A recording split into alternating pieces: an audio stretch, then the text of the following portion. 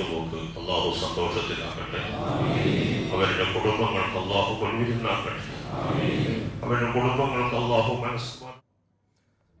കണ്ണീർ ബാക്കിയാക്കി അവർ 4 പേരും ഓർമ്മയായി. പനയമ്പാടം അപകടത്തിൽ മരിച്ച കുട്ടികളുടെ ഖബറടക്കം പൂർത്തിയായി. കരൾ പിളരുന്ന വേദനയായി ഉറ്റവരുടെ അന്ത്യാഞ്ജലി.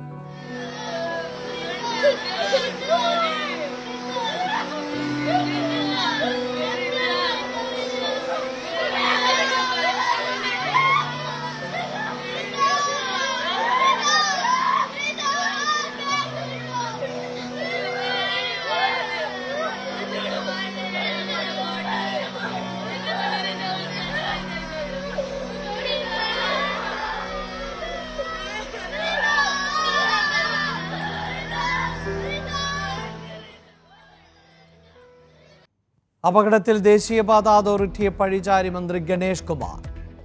ബ്ലൈൻഡ് സ്പോട്ടുകൾ കണ്ടെത്തി പരിഹരിക്കും. പൊതുമരാമത്ത് മന്ത്രിയുമായി ചർച്ച നടത്തുമെന്നും ഗതാഗത മന്ത്രി. റോഡിന്റെ അപാകത ചർച്ച ചെയ്യാൻ യോഗം വിളിച്ച് കളക്ടർ. അപകടമുണ്ടാക്കിയ ലോറി ഡ്രൈവറുടെ മൊഴിയെടുക്കും.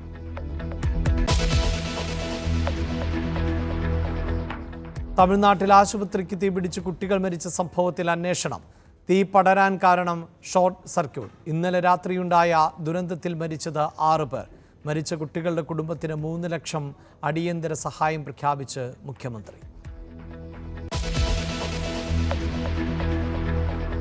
തെക്കൻ കേരളത്തിൽ മഴ ശക്തമാകുന്നു. തിരുവനന്തപുരം, കൊല്ലം, പത്തനംതിട്ട ജില്ലകളിൽ ഓറഞ്ച് അലർട്ട്.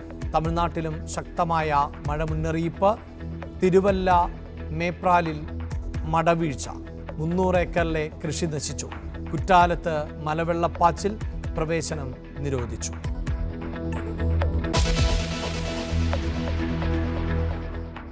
നടിയെ ആക്രമിച്ച കേസിലെ പ്രധാന സാക്ഷി സംവിധായകൻ ബാലചന്ദ്രകുമാർ അന്തരിച്ചു.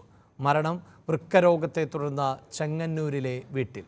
ദിലീപിനെതിരെ ഗുരുതര കുറ്റങ്ങൾ ചുമത്തിയത് ബാലചന്ദ്രകുമാറിന്റെ വെളിപ്പെടുത്തലുകൾക്ക് ശേഷം.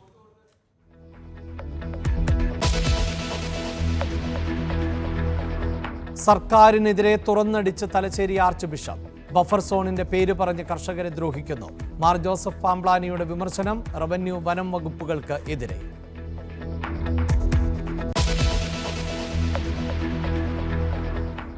സിറിയ പ്രശ്നം ചർച്ച ചെയ്ത US വിദേശ സെക്രട്ടറിയും ജോർദാൻ രാജാവും. കാണാതായ അമേരിക്കക്കാരെ കണ്ടെത്താൻ സഹകരിക്കാമെന്ന് സിറിയൻ സർക്കാർ. ആക്രമണം തുടർന്ന് ഇസ്രായേൽ.